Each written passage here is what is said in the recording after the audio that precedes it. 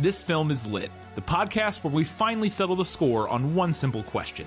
Is the book really better than the movie? I'm Brian, and I have a film degree, so I watch the movie, but don't read the book. And I'm Katie. I have an English degree, so I do things the right way and read the book before we watch the movie. So prepare to be wowed by our expertise and charm as we dissect all of your favorite film adaptations and decide if the silver screen or the written word did it better. So turn it up, settle in, and get ready for spoilers, because this film is lit.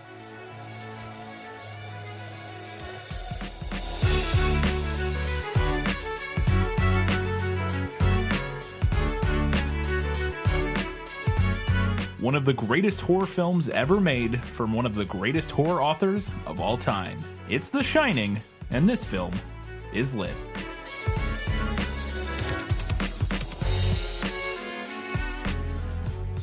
Hello and welcome back to This Film is Lit, the podcast where we talk about movies that are based on books. Sorry we're a little late on this one, but you're getting it on Halloween, the spookiest day of the year. And you're getting it with brand new microphones that should sound even better than anything we've had before. These are the nicest microphones we've ever used. So this episode should sound great, at least audio quality wise. We'll see content wise. Before we get started, we wanted to give a brief mention to a situation one of our patrons brought up, Winchesters Never Die. From their message, quote, "The East Troublesome Fire, one of the three massive fires burning in my home state of Colorado, is currently threatening the town of Estes Park, where the Stanley Hotel, the inspiration for The Shining, is located.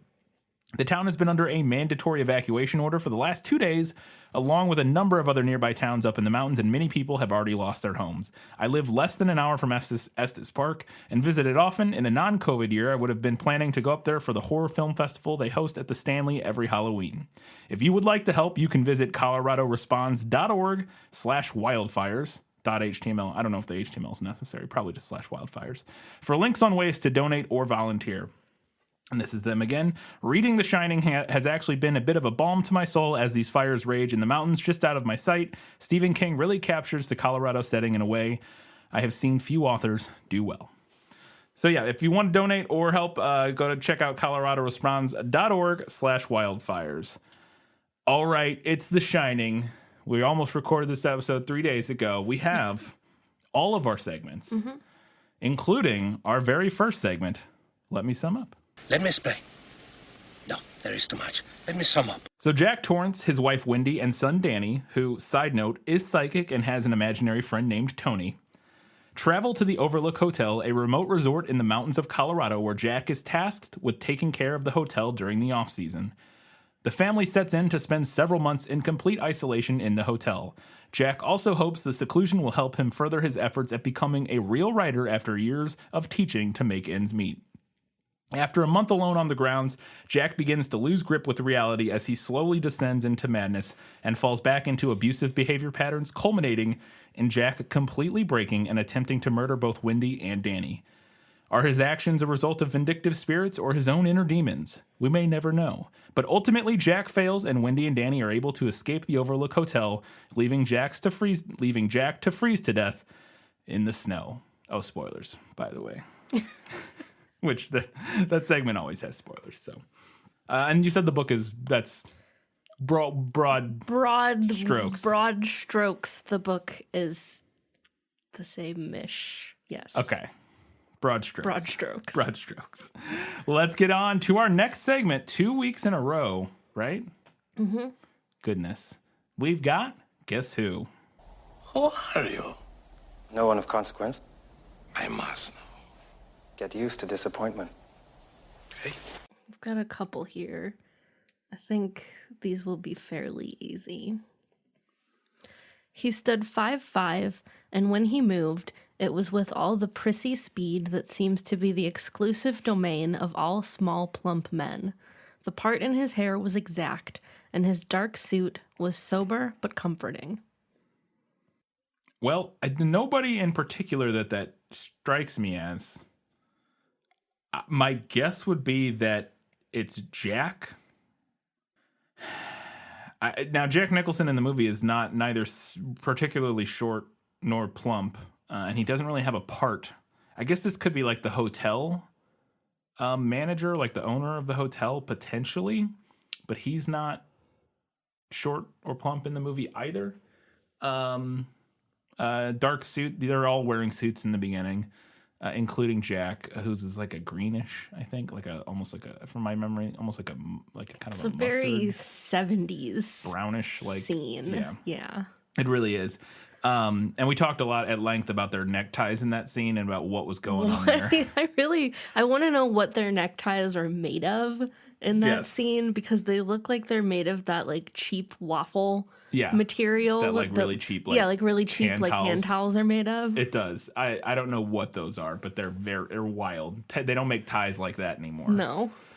So I'm going to go out on a limb and guess that this is Jack. It actually is the hotel manager.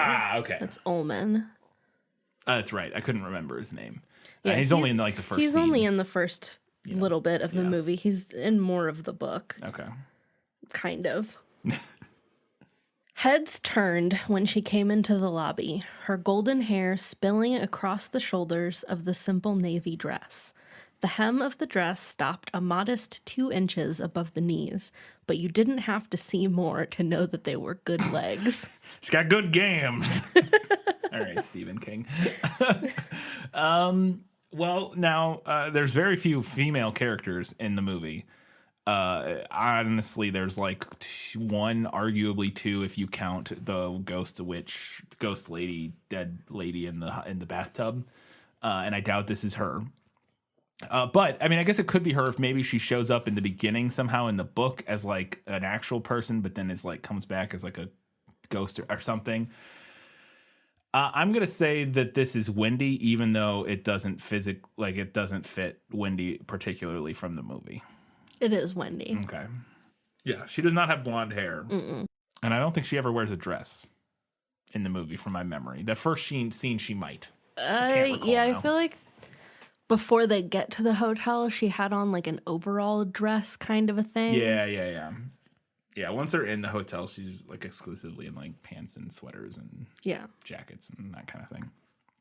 And overalls. Mm-hmm. Like most of the end of the movie, she's in like overalls, I think. Anyways, all right. And then the third one. He was a tall black man with a modest afro that was beginning to powder white. He had a soft southern accent and he laughed a lot, disclosing teeth too white and too even to be anything but 1950 vintage Sears and Roebuck dentures. Well, I'm going to say that this is probably Halloran. Yeah. I don't know. I don't remember exactly how they say it. They don't say his name a bunch in the movie, only a couple times, but Halloran? Yeah, him. And you said yes. Yes. That makes sense. He's the only black character. Yes. Alrighty then. That's going to do it for our Guess Who segment. 2 out of 3. Not too bad. Let's get into it. It's time for Was That in the Book? Nicholas Flamel is the only known maker of the Philosopher's Stone. The what? Honestly, don't you two read? Okay, first question. Danny, in the movie, he has a very terrifying imaginary friend named Tony, who we talked about in the prequel episode that the act of moving his finger as like sort of a puppet when he talks, when Tony's talking, is something that apparently the actor of Danny or his parents or whoever, that wasn't something in the script, that was something he came to the audition with. But the character of Tony is that, I assume, based on the fact that he came to the audition with that idea, makes me think that it's probably in the book. But does he have a little imaginary friend named Tony who's creepy and weird? Yes. Tony's never described as a little boy who lives in my mouth. Oh, that is something he does say in the movie. Yeah. That caught me very off guard when we were watching the movie. I feel like the movie took generally a different spin with Tony. In the book, Tony is an entity of some sort who visits Danny and shows him things. We never see Danny talk as Tony like we do in the movie. Danny describes Tony as being older than him, 11 or maybe even 16, which I loved because I felt like that really hits the nail on the head of how like little kids perceive people older than them. Anybody 11 older than, or maybe they could even be 40, 16. I don't know. Who knows? That's also how I perceive people in that age range. It's like they could be 11 or 16. I have no idea. Between 8 and 15, no idea. But Tony in the book, it's one of those things where we start out and we're not really sure about Tony. Like, maybe he is bad news. Maybe he's some kind of like malevolent entity.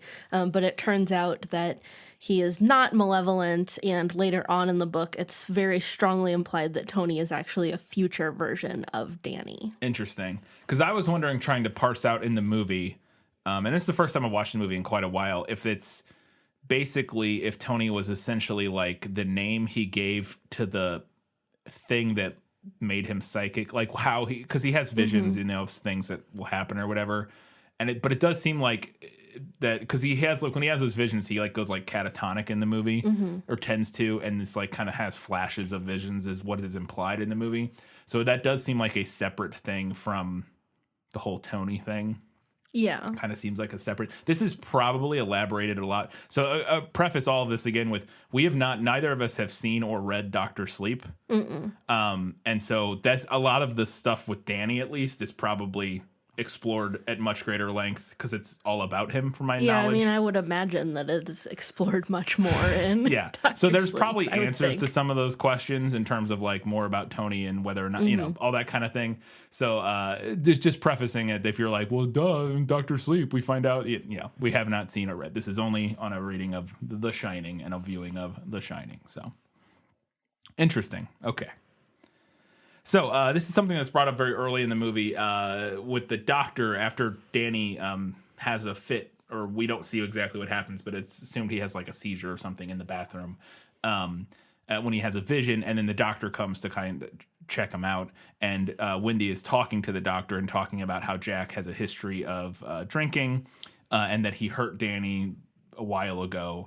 But then she goes and explains that it wasn't on purpose and he's much better now, and kind of the classic like excusing of a battered wife type of thing. And so we're in the movie, it kind of seems to be clearly setting up an abusive relationship and an abusive relationship between both him and Wendy and him and Danny, at least to some extent. Yeah. And so we know that Jack is kind of already battling demons long before he gets to the hotel. And it was funny because as we were watching it during the interview scene, you had said like when Jack Nicholson is talking and they're doing the interview, you're like, he already seems crazy. Like he already seems off the deep end, which that's just Jack Nicholson. This is how he looks most of the time. He's got them crazy eyes. Yeah. And we use crazy sort of don't mean it necessarily pejoratively for it's just for lack of a better word. That's the word we're going to use. But it was definitely my read that the point that the movie was setting up at this instance was that Jack is, and we'll talk about where it goes later in the movie and whether or not it sort of follows through on this. But at this point, to me, it was clearly setting up that the sort of turn that Jack makes in the second half of the movie is something that was coming because of sort of the inner issues he was already dealing with. That we already have these sort of hints at him being abusive, at the way Wendy covers up for him and like excuses his behavior and that sort of thing. Very clearly setting up the idea that it isn't some like ghosts at a hotel that are causing these issues, but it is in fact Jack himself that is the issue. And we'll talk about that and what, like I said, what happens later in the movie and whether or not that adds up, but we'll get there. But is that history with Danny and Wendy something that's from the book? Yes. In the book, Jack is similarly an alcoholic who has been abstaining for a while. In the movie, Wendy says that Jack dislocated Danny's shoulder. In the book, he breaks Danny's arm. That's interesting, Taines, because dislocating the shoulder and the way she describes it as him like trying to pull him up off the ground, or I can't remember exactly what, but he's like pulls his arm basically, and it's something that could read much more accidental potentially. Now the way she describes it very clearly comes across the way she does a very good job in the scene. Shelley Duvall does of coming across as a wife in an abusive relationship who is kind of used to playing this song and dance in front of other people to cover for the husband. So you get a read on it that maybe it's not as innocent as she's making it sound. But a dislocated shoulder is something that could be more of an innocent mistake in a moment of of losing control, versus breaking an arm is a lot, seeming to me, is like a much more intensive, that would require more of a... It would more force. Yeah. You would think. Yeah, because you can accidentally dislocate your shoulder if you like bang into a door wrong. It's rare that you're going to snap your arm, you know what I mean? So, it's an interesting change. So we're jumping ahead a little bit here, but we get flashes of it, I think even before they get to the hotel, or right when they get to the hotel. Danny starts getting these visions of the two girls in the blue dresses, which are the iconic visual from one of the, there's a bunch of iconic visuals in this movie because it's a visually stunning film. But the two girls in the dresses, and specifically, I want to know if they're from the book, and specifically the line, come play with us, Danny, forever and ever and ever. Because again, iconic line that people, gets quote ad infinitum. Is it from the book? No. Wow. It is mentioned that Grady had 2 daughters that he murdered in the book, but we never see them. That specific line is, I would say, like partially from the book. Okay. There is a scene where Danny encounters an entity of some sort on the playground that's on the grounds of the Overlook. Yeah. That he thinks might once have been a child. Oh, okay, but it's not. It's kind of more formless or something. Like he doesn't. Well, a lot of what the book does is, like, the book really plays with, like, did you actually see that? Yeah. So he thinks he sees, like, there's like a concrete, like, tunnel ring thing on this playground, and he feels like there's something in there with him when he's inside the tunnel, and then he goes out and he thinks he sees, like, a small hand, maybe. But, we're not really sure. Right.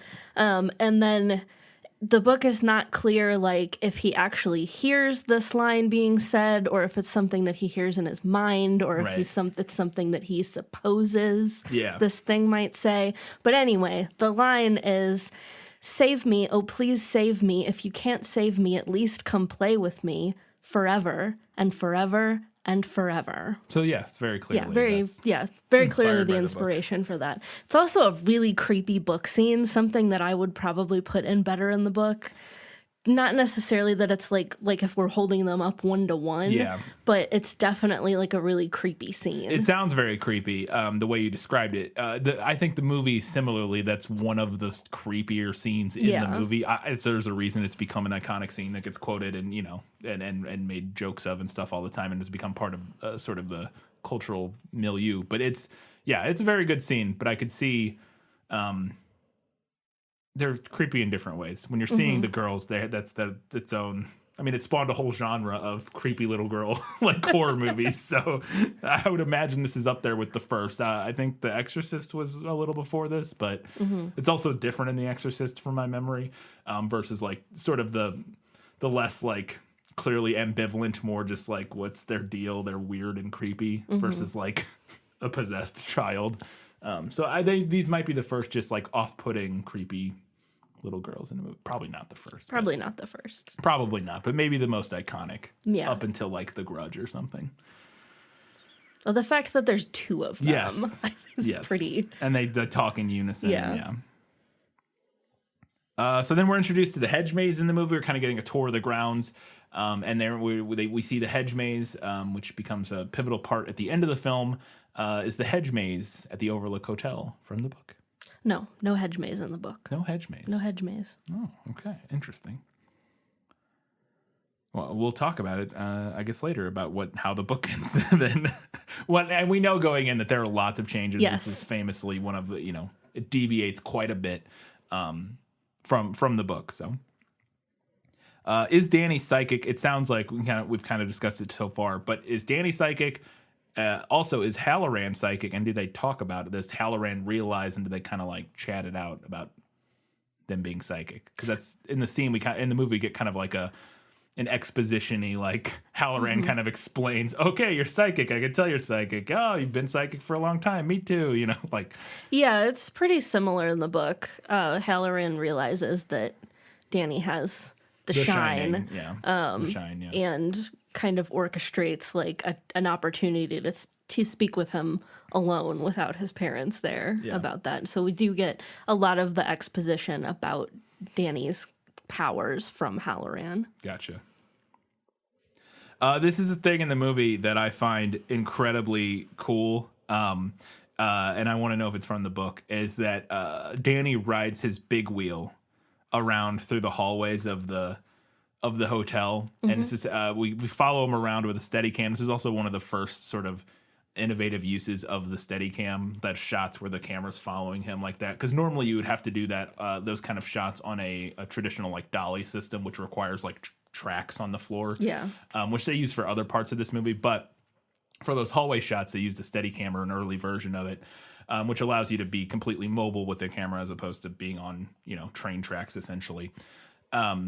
And this, I love the sound design of the particular of him doing that, because as he's riding through the hallways, he rolls over rugs and stuff, and so you get this monotonous like the wheel sound on the floor, and then every now and then it just stops whenever he rolls over a rug, and it's like this inconsistent consistency to the sound coming in and out, but it's not. Something about it is very like grating and off-putting, and it raises your you're like I don't know. It's just weird. And I really love that about it. And then you also get the fun whenever he goes around a turn or a corner, you get the moment where the camera spins around and we get a reveal of whatever's in the hallway, and you keep expecting something and there's not, and then there is, It's great. Is it in the book? No, he doesn't ride a big wheel in the book. I did like that addition to the movie. Yeah. I did think it made Danny seem like younger than he was in the book, because he's like 5 in the book. I don't know if he's... Why would that make him seem younger? I rode a big wheel till I was like 10. Like, really? Yeah.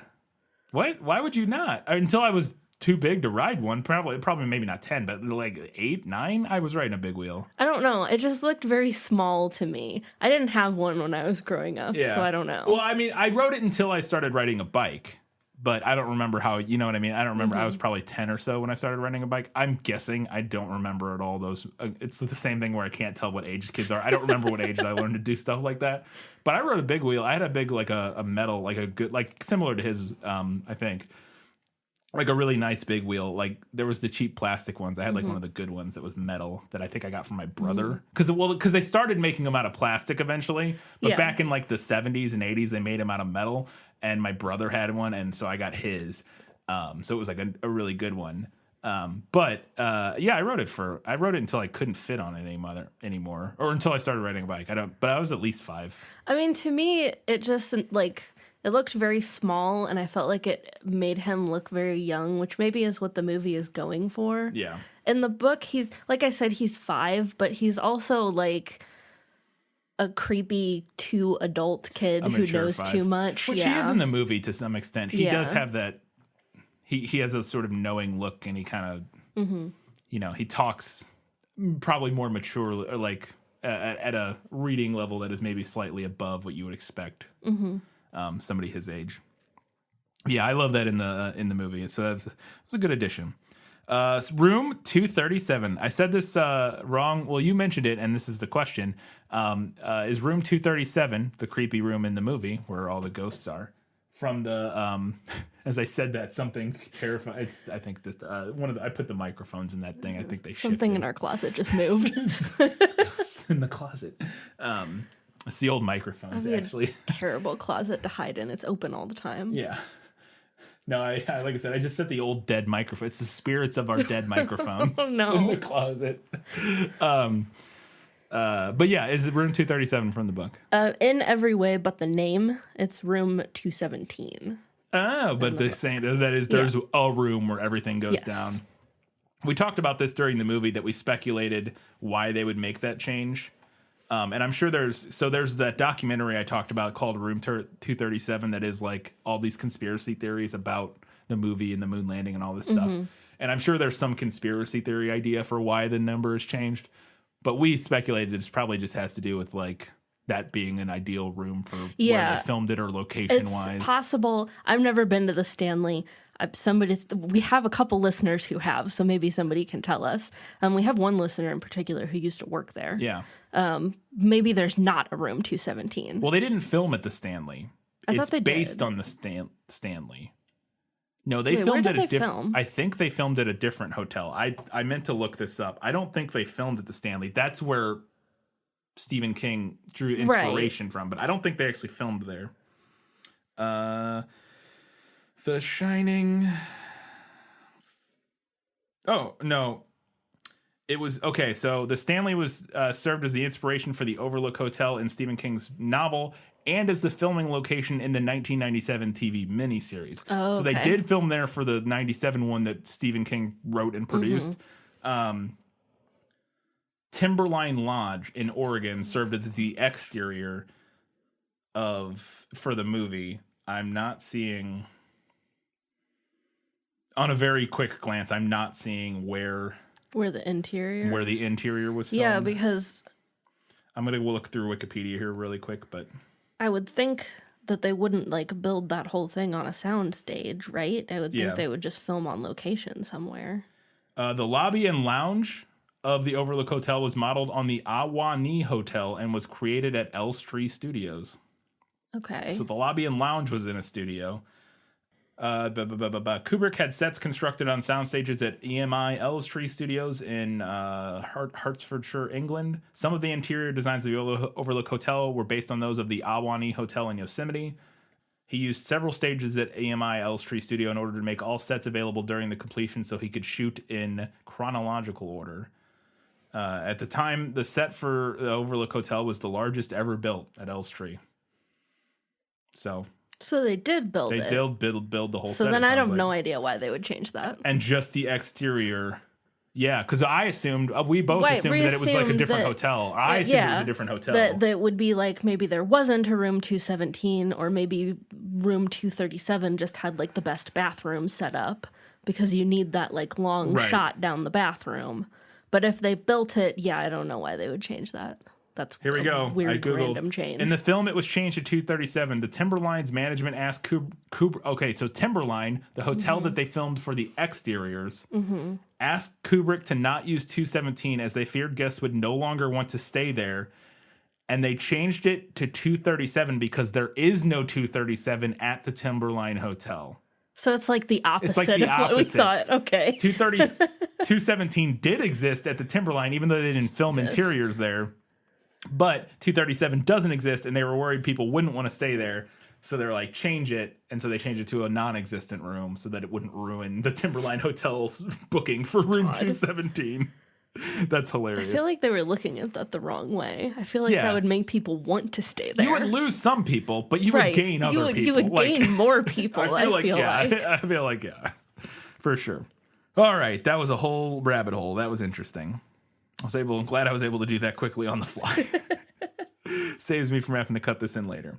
So the bartender scene in the movie, Jack ends up in the big ballroom, and there's a bartender there. All of a sudden, then obviously not a bartender there, but there is, Or is there? or is there?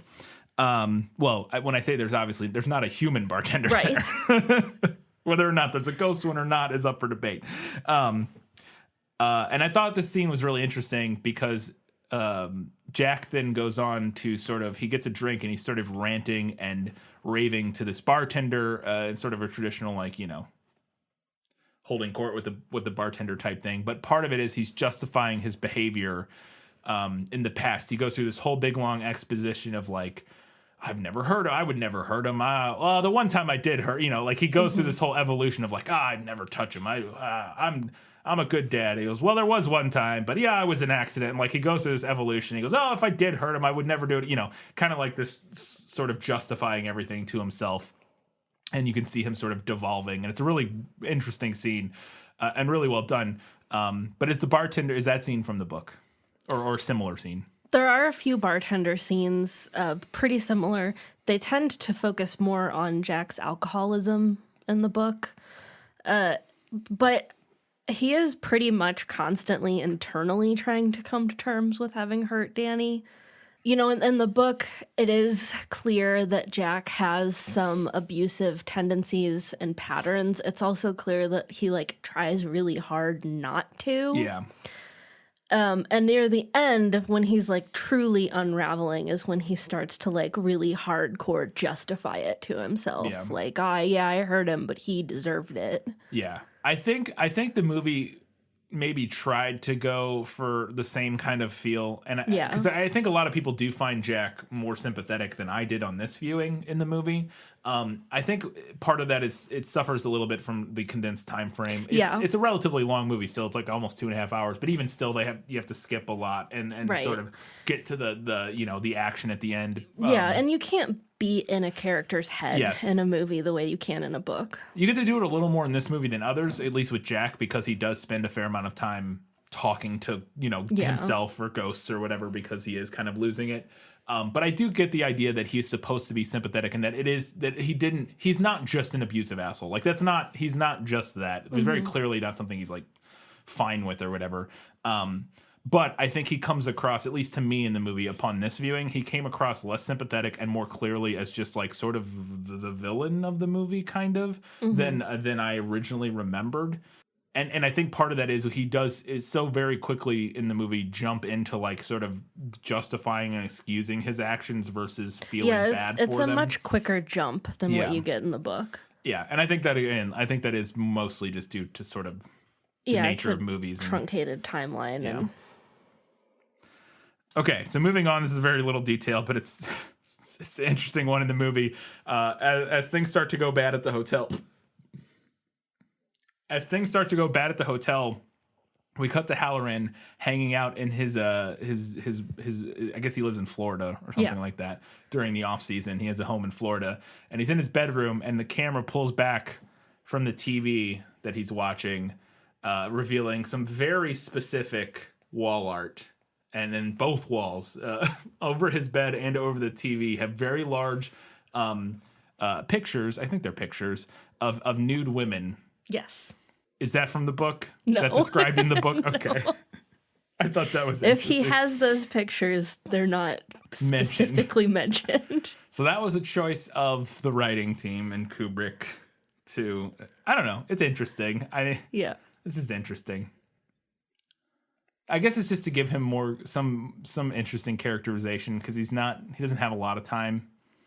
And so I don't know what the characterization is, but it does add. It adds something. It adds something. You're like, oh, okay. Didn't see that. I didn't see this, sort of like seemingly like kind of kindly old man, like, chef guy who just seems like kind of it's like, nope, naked women on his walls. All right. Right on, man. Good for you. More naked women. This is obviously another classic, iconic scene.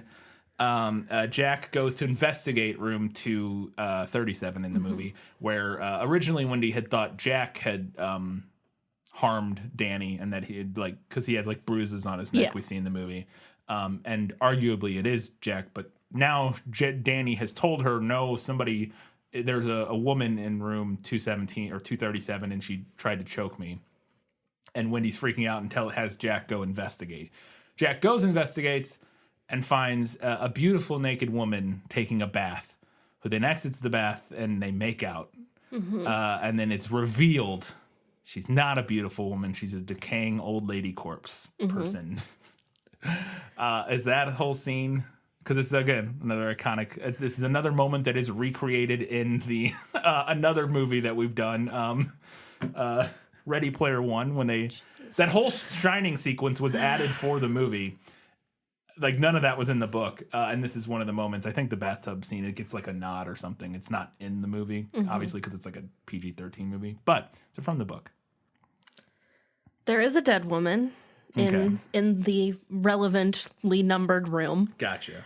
But we only ever see her as decaying. We don't see her as like a beautiful dead woman, and then she changes. Interesting. You know, one interesting thing that the movie and the book have in common, but like they accomplish it differently, is that both of them are like really weirdly horny on Maine. Yeah. They're horny, but they're real weird about it. Yeah, I mean, it's just this one scene, right? I'm not misremembering. Is there another scene in the I movie? mean, there's also Halloran's wall art. Oh, right. Yes. Sorry. Obviously. Yeah. Yeah. Well, yeah. And that's Stanley Kubrick tends to deal with, he's got weird sexuality issues going on, which it doesn't really go into a ton in this movie. But in some of the other movies like Clockwork Orange and stuff, it gets much more interesting, for lack of a better word. And yeah, I think I'm sure this scene has been dissected and discussed. I'm not even sure I have a necessarily good, especially with it not being from the book, a good read on what it is. I could argue that maybe, because I've always got a slight vibe, a mixture. I think Kubrick's complicated in this regard. I've always got a slightly misogynistic vibe from some of his movies in different ways. And I think in this one, sort of Slightly? Well, I say slightly. Well, but I think it's mixed. I think it's, and we'll talk about it later. I actually think that Wendy is not nearly as misogynistic as a character as maybe some people have said. I don't think she's not, but I also don't think it's interesting. I have notes about it later. I want to talk about it. At least on this viewing of it, I found her much more interesting and less sort of problematic than I originally did, or at least from my memory. But I think there's definitely something to be said there of potentially like this weird dichotomy and the sort of the deception type of thing, and like, you know, there's like an implied deceit there of this beautiful woman who turns out to be not what he expected and is actually, you know, this horrible thing. Like there's something there potentially, so you could read it that way, but I'm sure there are other readings on it as well. It's all a metaphor. Yeah, I mean, yeah, to some extent. So next question, speaking of problematic, the racism. There's a big long scene with the ghost of Grady in the movie where he goes into the bathroom and Grady is there, and Grady all of a sudden starts dropping racial slurs and talking about how the cook is going to come back, but he doesn't call him the cook, he calls him another word. And at this point, again, it gets complicated by the end of this movie, which I will talk about. But at this point in my head, this is all Jack's projection. Like, this is all Jack to some extent. And so we start seeing Jack's sort of racist, innate racist beliefs sort of bubbling to the surface. And again, this is another thing that I think makes Kubrick complicated, is that I think here this is a critique of sort of racism to some extent, and that obviously it's very sort of it's not like implicit bias. It's like the guy's out here just calling people the N-word. So it's like, it's not subtle. And it's not a hard version of racism to like examine. It's like, yeah, well, we don't do that. Like even relatively bigoted people will still be like, no, don't do that. So I'm not saying giving him a whole bunch of points here, but is that element something that's from the book, or is that only present in the movie, that sort of examination of this like racism that kind of shows That is up? definitely an element in the book. Okay. And a lot of the lines are the same verbatim. Gotcha. If you know what I mean. Yeah. There is a similar kind of, I'll call it ambiguity to it, of like how much of this is already within Jack and how much of it is like the effect that the hotel has on him. Yeah. I will say this. I think you can read that as a kind of critique. You know, bad characters behaving that way. In the book, there's also scenes where Halloran interacts with other black characters, and they also say the N-word. Like in what context, though? Like conversationally to each other? Yes, like Okay, conversationally. Well, now, hang on. I just think, and I know this is not my place to say, and I'm not saying like this is definitely the way it is. No. To me, it's different to put a word like that in the mouth of a character who is clearly evil and like Right. being a bad character than between like a white author putting it into the mouth of a black character that they wrote. I don't disagree. I would just not do it, but I also think Yeah. that it's potentially,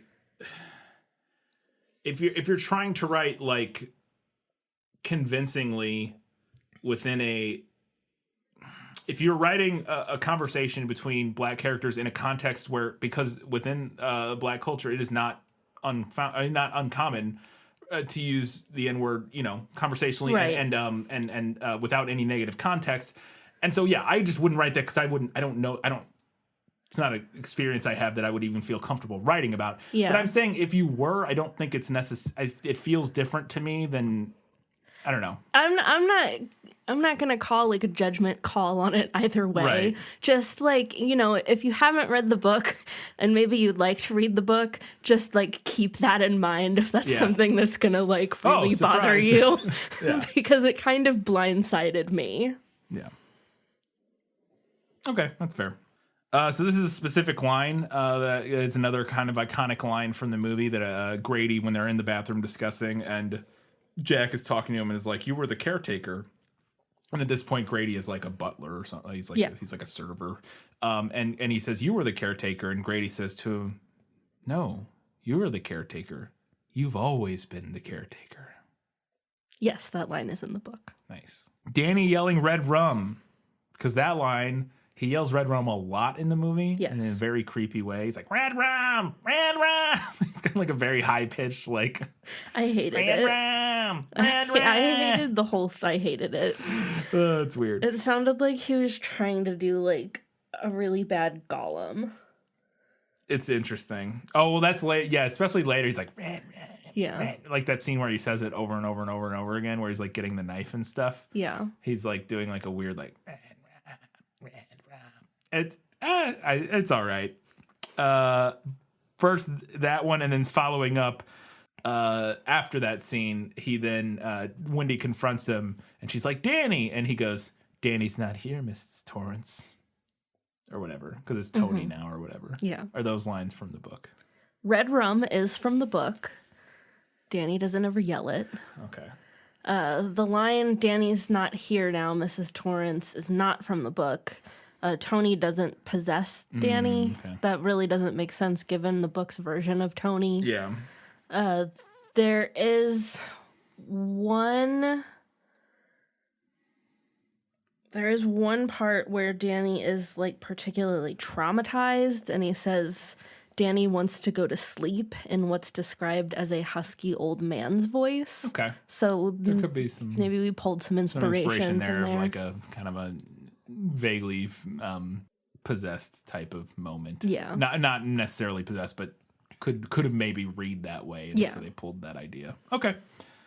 And one of the most iconic lines, and it's one of the most iconic visual moments, is Jack's been writing this book this whole time, and he's been typing away on his typewriter for months, weeks, if not. It's like around 1 month in the movie that this all starts to go down. It's like they've been there for a month, roughly, when this all starts to go down. So for weeks he's been writing. And Wendy comes across his typewriter and all his pages of his manuscript, and she starts reading them and realizes that all they say is, "All work and no play makes Jack a dull boy." And it's just page after page. We talked about in the prequel episode, apparently Kubrick's assistant spent weeks typing up all those pages. And it made a little more sense in the movie. We joked about, like, why wouldn't you just Xerox it or whatever? In the movie, it is formatted. Yeah, they're all formatted different. Which makes it, I think, creepier, actually, as opposed to just all the same, full, like, if it was just every letter, like, every possible space filled in with the words. But it's formatted, and there's, like, especially because parts of it are formatted like a script, where it's where it's offset and it has, like, like, where it's, like, what would be, like, lines of dialogue in a movie script or something. There's a bunch of different things like that, and then and there's, like, misspellings here and there. I think there's at least some element of needing to do 10 or 20 of them, so that because we had all those different versions of it. After that, I don't know if you needed to keep doing more, because she doesn't go through 100 of them. She goes through like 10 or 15 of them. But is that from the book? No, it's not. It's a great moment. Nothing even similar in Interesting. Okay. I knew like a handful of things to be on the lookout for. And you knew that And one. I was on the lookout. Didn't happen. There you go. Another direct line I want to know is this is after Jack has snapped now. Wendy has the bat and she's defending herself. And Jack has this line, Wendy, darling, light of my life, I'm not going to hurt you. I'm just going to bash your brains in. Is that line from the book? Not that specific line. Jack does say, I'll bash your brains in several times while trying to kill Wendy with a mallet. A mallet? A mallet. We'll get there. Does Wendy clock him with a baseball bat? Because after that whole scene, she's going up the stairs, and then she lunges at her, and she hits him once in the hand, and then smacks him right in the head with a baseball bat, and he falls down the stairs. Does that happen in the book? Or with a whatever, something? No, she doesn't have a bat in the book. There is a scene where Jack is trying to choke her. He's like behind her, and he's like kind of like got her in a chokehold, trying to choke her. And she gropes around and gets her hand on like a big, heavy, decorative wine bottle and brings it up over and smashes him on the head, knocks him out. There you go. So then she's running away from Jack. She grabs Danny. They run into the bathroom, lock the door, and now Jack is chopping through the bedroom door, which is also locked, with an axe to get in. And as this happens, there's a little tiny window in the bathroom, and she gets Danny out, and he slides down a snowdrift. And now she's trying to get out, but she can't. Is this hiding in the bathroom and trying to escape out the window? Does this transpire in the book? There is a similar scene where Wendy's trapped in their bathroom, but Danny's not with her, and she doesn't try to get out the window. Okay. And speaking of this scene, maybe the most singular iconic moment in the entire movie, the two most iconic moments, is Jack chopping down with a fire axe the bathroom door as Wendy screams and hides in the corner. Does that happen? Similar. Okay. But Jack doesn't have an axe in the book. He has a roque mallet. A roque mallet? Which is like a croquet mallet. Oh. Except that one side is surfaced with rubber and the other side is either solid wood or metal. But he is like banging down the door. Yes. Okay. And then does he break the door open and in the singular most iconic moment say, "Here's Johnny"? No, he doesn't. Okay. I actually knew that wasn't in the movie because I had read that, I believe that was Jack Nicholson who did that. Like that was his ad. Because it's a Johnny Carr. Like it was his idea, I think. So I knew it wasn't. I knew it was a movie thing, and I'm pretty sure it was Jack Nicholson particularly that came up with that. So this is a weird moment in the movie, and this is where things get complicated. And I will talk about it. Maybe this is the moment to talk about it.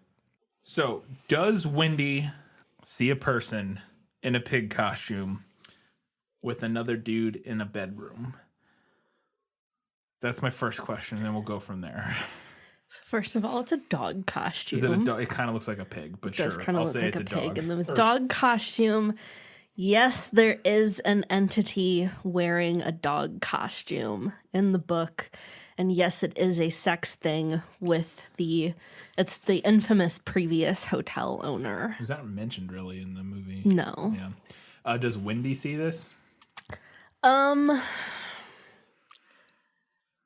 don't think so. Okay, so here's where things took a turn for me in the movie. And I didn't remember this. It had been a long time since I've seen the movie. And I feel like, so up until this point, all we've had is Danny being creepy and that sort of whatever's going on with him and him seeing things, but we know he's psychic / whatever. And then Jack has been interacting with these ghosts and stuff and that sort of thing, or what he thinks are ghosts.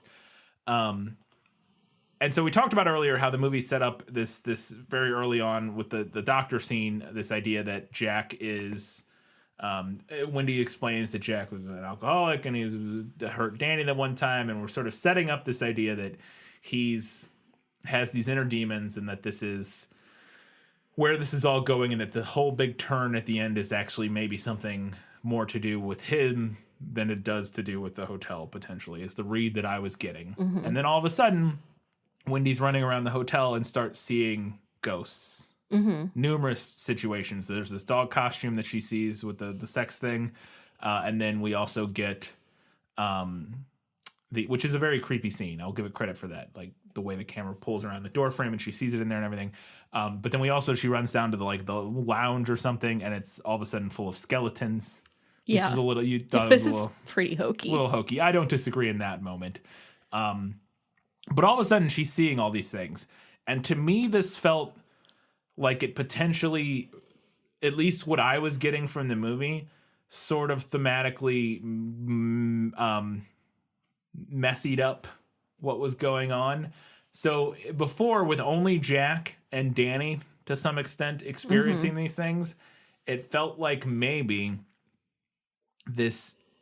it felt like it was much more of a these are all projections of Jack. This is Jack sort of, these are projections of his psyche that he's seeing, and that is and that this break and this turn into the sort of psychotic deep end dive that he takes where he snaps and becomes a killer is more to do with him than it is to do with the hotel. And then when Wendy starts seeing these things, it starts to feel like potentially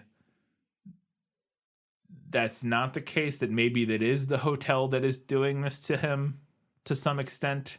To me, it felt like it muddied the thematic waters by having her start to see these ghosts. Do you agree? Do you disagree? And I'm talking about just in the movie here. Just in the movie? The book, I know, is probably different. The book is very different. The movie, I feel like, tried to have it both ways. I agree. And it felt a little half-assed in the end. I think it still works. I think you can do both, and I think the movie kind of does that, where it is something that was in him the whole time, but that the sort of the situation at this hotel exacerbates it and turns it into an. Well, that's basically what the book does, but the book has the benefit of, one, being a long form format, and two, being in Jack's head. Right. And so I think the movie does work in that regard. I don't want to say that it doesn't work entirely. I think it does work even if there are ghosts, even if this is a haunted hotel, and even if this things he's been running into aren't just sort of his own inner psyche, which the movie already suggested before that when Danny's seeing ghosts and stuff like that. I get that. But to me, it feels slightly different when Wendy, who's not psychic or not, whatever, like she's just also a normal person, for lack of a better word, as far as we know, is all of a sudden seeing these ghosts and stuff. To me, it feels like, okay, so to me, it takes away a little bit from the sort of message we were getting at with Jack, and this all being his own demons. Yeah. Well, all of a sudden there are these external demons. And again, I understand that Danny saw the girls and stuff earlier. To me, it feels different for some reason. Well, I think it's because it is something that just suddenly happens in the 11th hour of the film, and she's just like running around and like sees all of this different stuff that we haven't been previously introduced to. It feels like a Hail Mary of like Kubrick forgot that he had to make it supernatural and was like, quick, skeletons. Yeah. It does feel a little bit, I don't necessarily disagree. But like I said, I think it still works in the sort of having your cake and eating it too regard of, I think it can still be his own inner demons, and that this situation pushed him over the edge, the dealing with these, sort of ghosts or whatever. Because I do think it is sort of reflects in a different way, and this is one of the things I want to talk about with Wendy. I think it, as sort of one note as her character kind of is, I think it as the hotel reveals the shitty person that Jack kind of is, I think it reveals a different version of Wendy that she was not aware of as somebody who's able to sort of, even though she does it while screaming and sobbing the whole time, to actually defend herself and defend her child and you're still doing it even if you're screaming and sobbing. That's what I mean. And that's why I actually think ultimately, while I get what Stephen King is saying, and I think if I had read the book, maybe I would even understand more his saying that like Wendy's portrayal in the movie and the way she's written is like the most super misogynistic and stuff. I don't necessarily disagree, but I might not necessarily disagree, but on watching it this time, I actually found her character far less problematic than I think maybe some readings of it could be.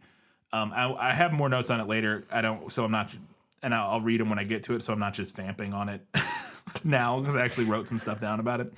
So we'll get to it. We'll touch back on it more a little bit later. But I thought that her sort of finding a sort of next level of strength and stuff that we never hadn't seen in her, even if she is doing it while screaming and flailing and stuff, is its own interesting idea. We'll get to it. Maybe that's a reading of it that not even Kubrick was intending. I think is very likely, but we'll get there. Well, a couple more things for what's that in the book. They get into the maze, and they're running through the maze. Danny is running through the maze away from Jack as Jack chases him with the axe. And Danny has this brilliant moment where he realizes to go backwards over his tracks and then go a different direction and stamp out or brush out his tracks so that Jack can't follow him. And this is how he escapes and gets away. Does he have that sort of similar brainwave? Well, there's no maze, but it could still be they could be running through the woods or something. Does anything similar happen? No. Okay. That whole climax it's nothing similar to it in the book. Okay. We'll talk about the climax, I'm sure, later. Mm-hmm. Two more things. The last one, the other maybe, along with the little girls, the Here's Johnny, and then there's this. These are like the three things. The elevator full of blood, or rusty water if you're trying to get past the MPAA for trailers.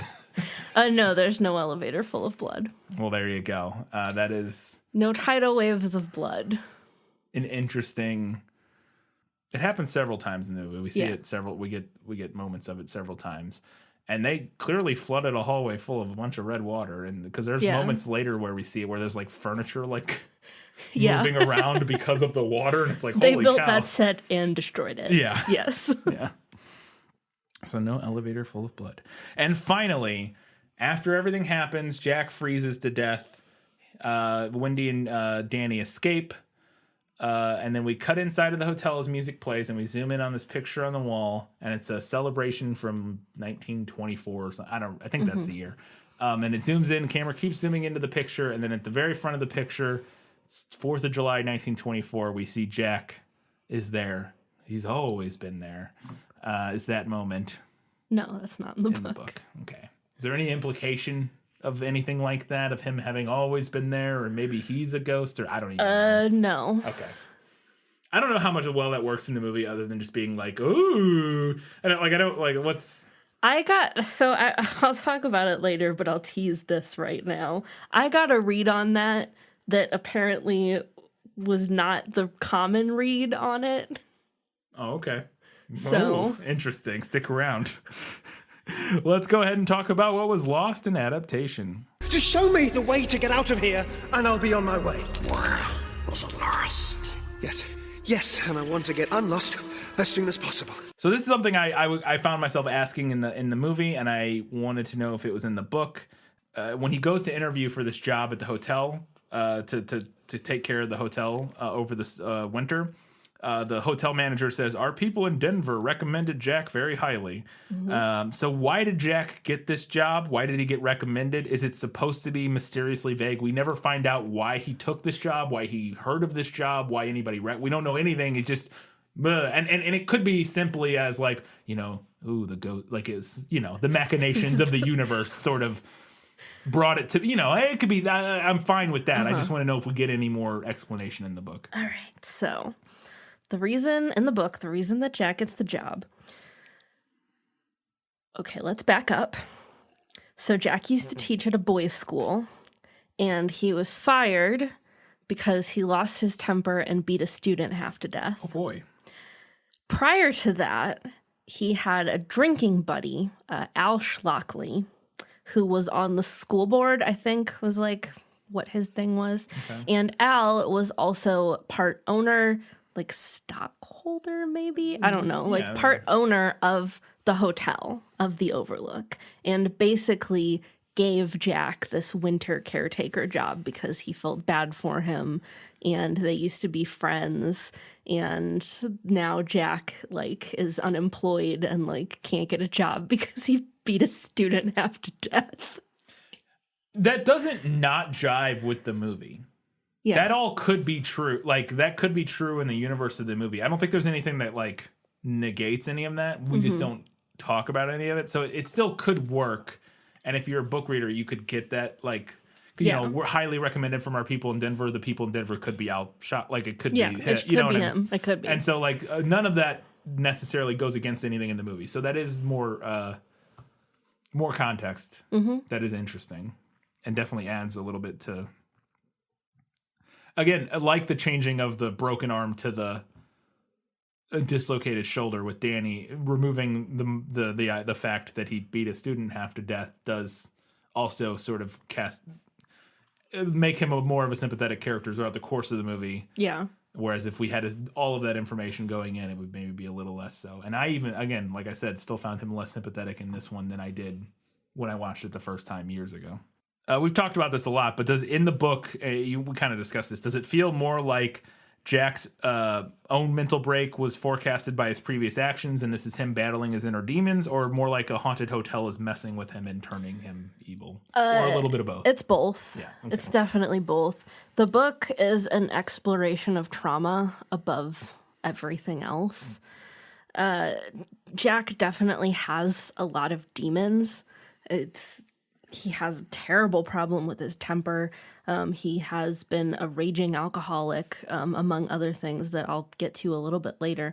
And that definitely gives the hotel a lot to work with. But I don't know if the hotel had to give him a very big push. Fair enough.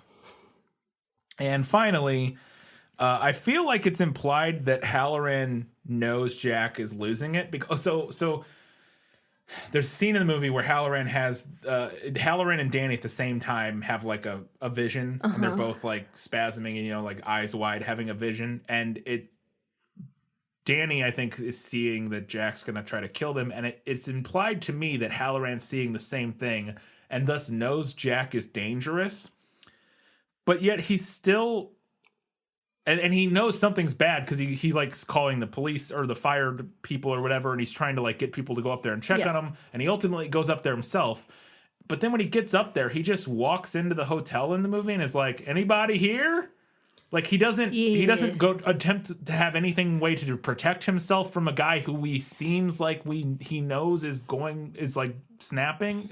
I thought it was very strange that he just like moseys in and then gets murdered, and it's like, well, what did you see and what did you think was gonna happen? Like what?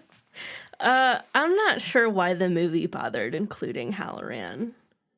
I mean, I guess it's just to get that like semi explanation of what Danny's whole situation is. With like being like, I guess that's the reason that they kept him in the movie. In the book, before Halloran leaves, he tells Danny that if anything goes wrong, to give him a shout, like to try to like psychically yell, and try to get help.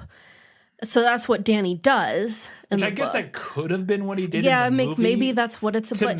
But they leave out the whole. They leave out Halloran telling him to do that. Yeah. So if that is what it's supposed to be, it's not clear. Yeah, because to me in the movie it read like they both had a vision of what of Jack breaking at the same time. Like they both realized that things were going bad. Not that Danny was calling him. Like that wasn't what I read. But I guess it technically could have been. It could have been, But anyway, so in the book, Halloran knows for sure that there's definitely something very wrong going on because Danny was calling for him. And there's also a whole lot more that happens as Halloran attempts to approach the hotel. Like basically the hotel tries to keep him away. And then the movie just like kills him. Yeah. Jack does injure Halloran by sneaking up on him, but he lives and he helps Danny and Wendy escape. I feel like the movie decided to kill him to try to up the stakes a little bit and show that Jack really is capable of, you know what I mean? Like, 'cause until this point, we don't know for sure whether or not he's. So I think it just kind of ups the stakes a little bit and makes things more dramatic. I guess that's why they would do it. I don't know. For me, it was like, oh damn, they just killed him. Yeah. Okay. Well. All right, that was all the questions I had. Now it's time for Katie to tell us what she thought was better in the book. You like to read? Oh, yes. I love to read. What do you like to read? Everything. All right, strap in. I'm strapped in. All right, so right off the bat, Ullman, the hotel manager who interviews Jack, so much more interesting in the book. He seemed pretty bland and normal in the movie. In the book, he's like slimy and mean-spirited and obsessed with the Overlook. The movie completely skips over Watson, who's like the normal. He Like does the mention him. He's in-season. there. Yeah, but he's there, but we don't like really interact with him. He's like the on-season caretaker, I guess. But Watson is like a mean-spirited, like right-wing conspiracy theorist type in the book, and I liked. So you'd be really into QAnon if this was set. Yes, he would be totally 2020. Q-pilled. Yeah, totally. But I liked the implication that the Overlook just poisons anyone who's already susceptible to it in some way. Yeah. The movie goes right on ahead with, they say it's built on an Indian burial ground. Yeah, and which that is, they murdered some Indians who tried to, like, stop them from Yeah. building it or something. I don't remember. which is, it's not an element in the book, and it's racist and tired. Yeah. So, Yeah. Yeah, it's unnecessary. Like, it Yeah, doesn't it's not- add, it doesn't add literally adds anything. nothing to the movie. yeah. Yeah. In the book, the way that Halloran tests if Danny has The Shining is by thinking that his friends call him Dick, which is his first name. So, like, he thinks that, and then Danny, like, says it out loud, like, refers to him by his first name. So he knows that Danny can, like, hear thoughts. I will say, just going back to the Indian burial ground thing, I think there could, if you were going to include that, I think you would have, there is a chance to do that and include it in a way that, like, critiques and discusses, like, imperialism and, like, Yeah, and there's a way to disrespect, do that, but there's it's not like in one- this movie. No. I mean, I agree. I'm just saying, I think there is a way to, but, like, this movie's just like, nah. It's like a throwaway line that literally doesn't ever come back or mean anything. It's just like, okay, great. Sorry. Yeah. I also thought Halloran in general was better in the book.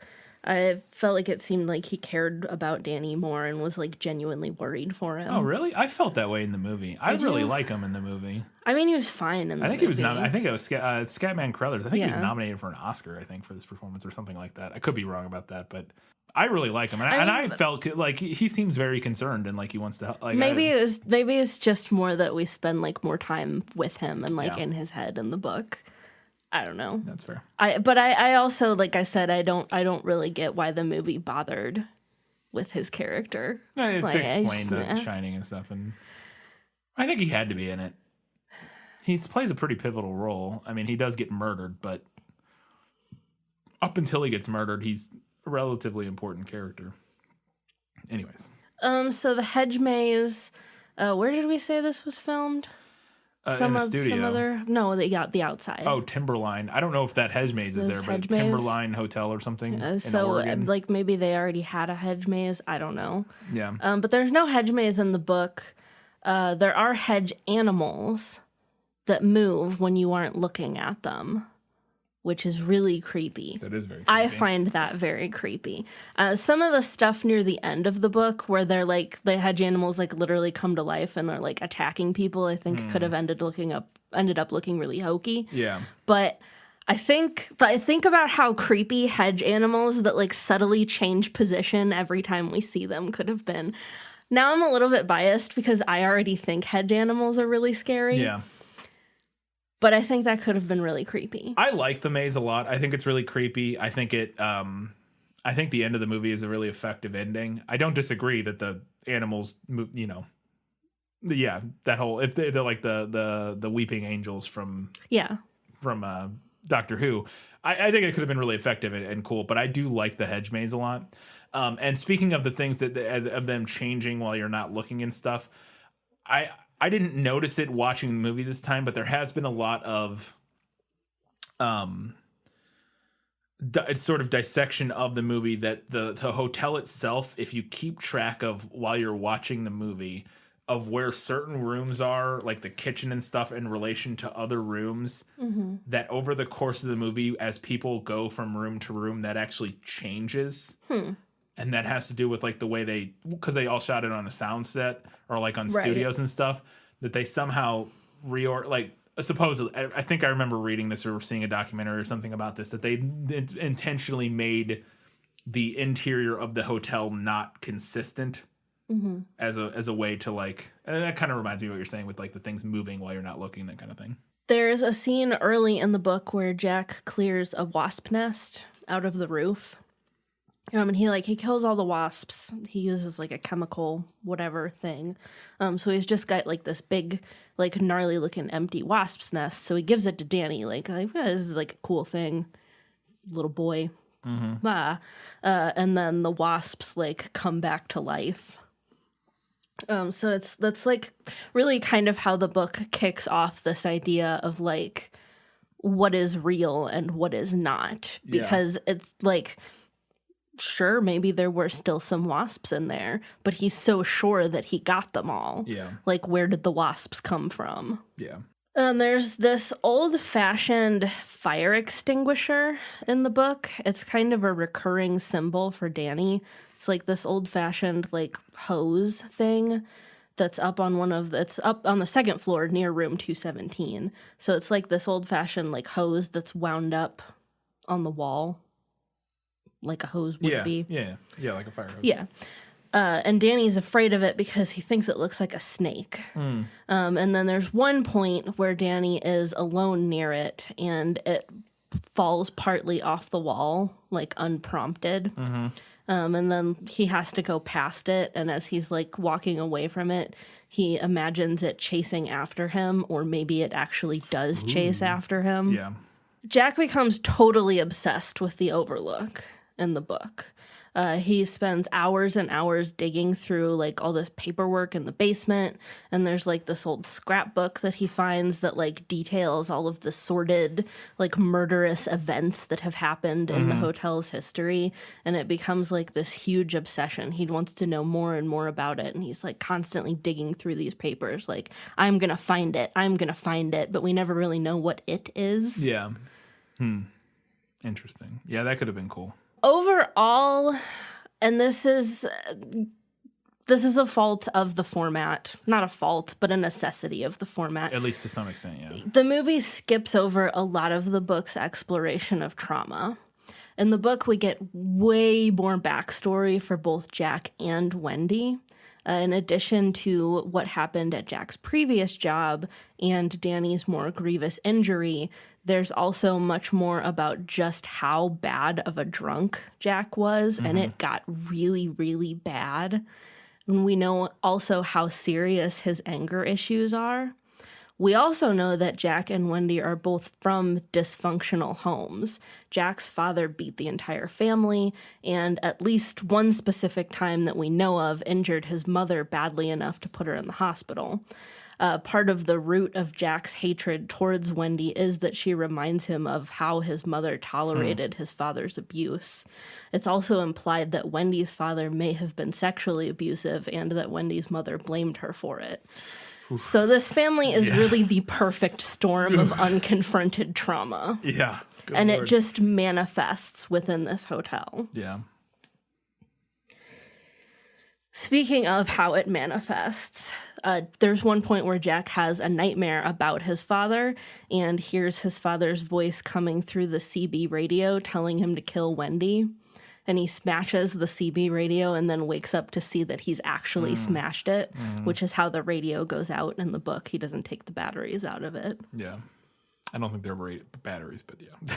I think they're transistors. Or well, I don't know. I know. I don't know how CB radios work. I know. He took something out of it. I was like, cool, batteries. Yeah. Gotcha. I believe it was like transistors. Transistors, batteries. What's the difference? I could be wrong. I don't think it was batteries, but because I'm pretty sure it's a thing that makes the radio work. Yeah. Yes. So I liked the movie's take on having the dead woman look normal at first, and then you see in the mirror that she's actually a rotting corpse. Yeah. Like, I liked that. I think that's interesting.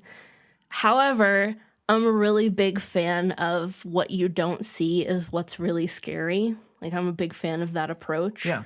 And in the book, Jack does not see the dead woman in room 217/237. He goes to investigate, and there's nothing in the room. Then he realizes while he's in the bathroom that there are linens out that should have been put away at the end of the season and that he can smell soap. And he's like, well, that's weird, but whatever.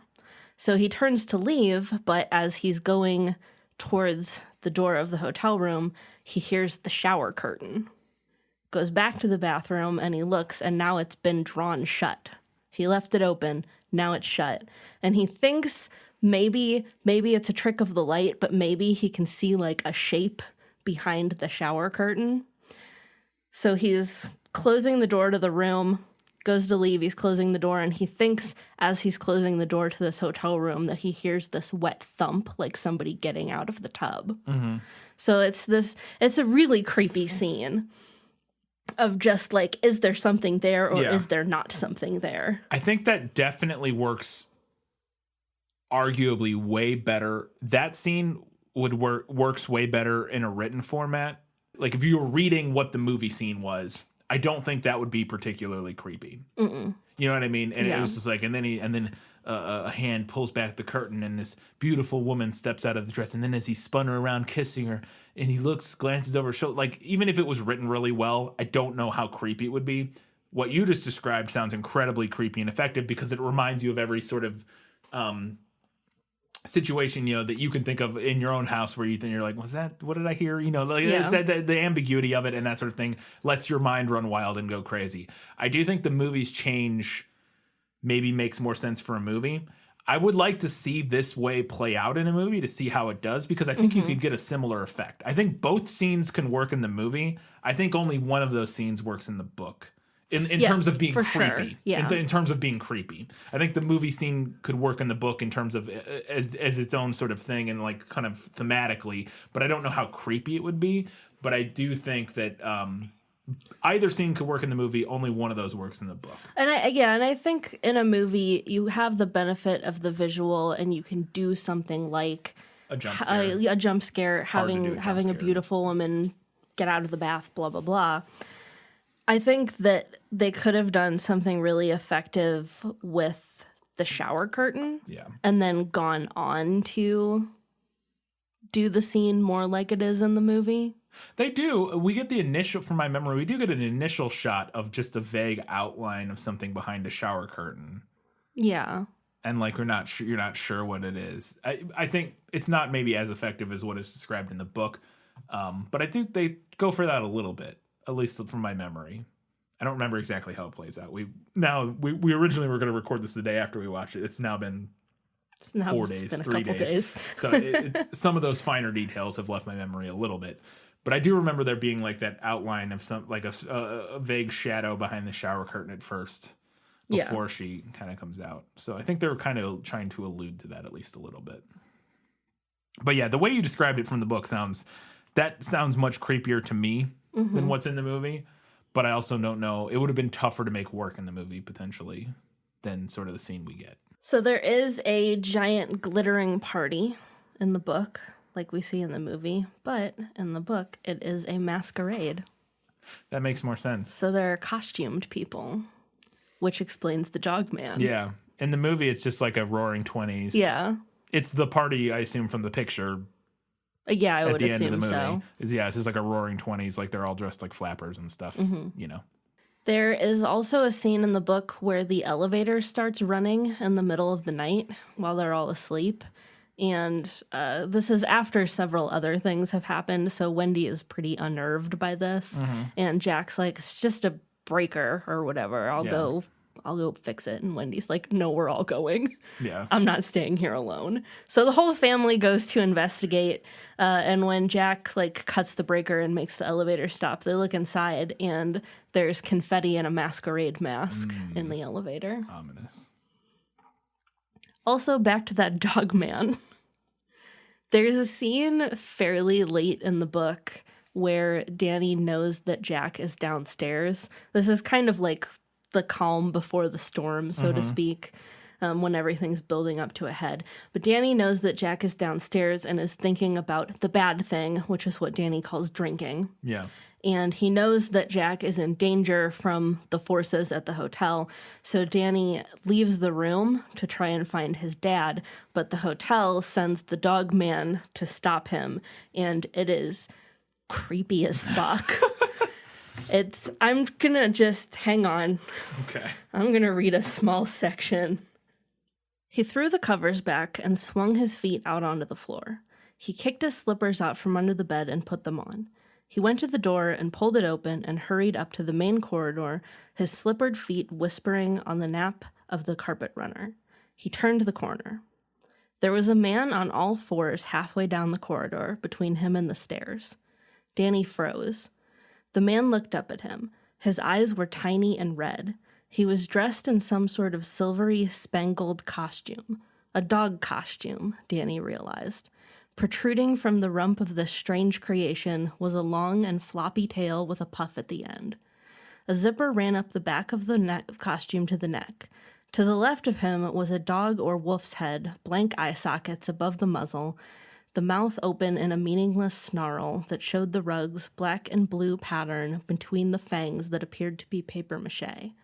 The man's mouth and chin and cheeks were smeared with blood. Ugh. He began to growl at Danny. He was grinning, but the growl was real. It was deep in his throat, a chilling, primitive sound. Then he began to bark. His teeth were also stained red.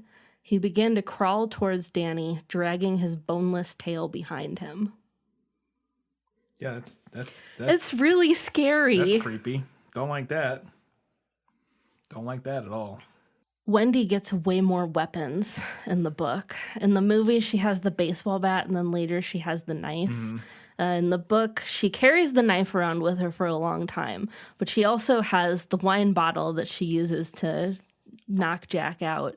And she also uses razor blades to slice him up when he's trying to get into the bathroom. Oh, jeez. Yeah, she just uses the knife at that point. But, yeah. Well, she uses the knife in the book, but she actually uses it to stab him in the back. Ugh. So there you go. More weapons for Wendy. Imagine it with like clapping emojis between each word. Weapons for Wendy. Okay, so let's talk about the end of the book versus the end of the movie. I don't have like super strong feelings on the differences. Either way, Jack dies and Danny and Wendy get away. So what happens at the end of the book?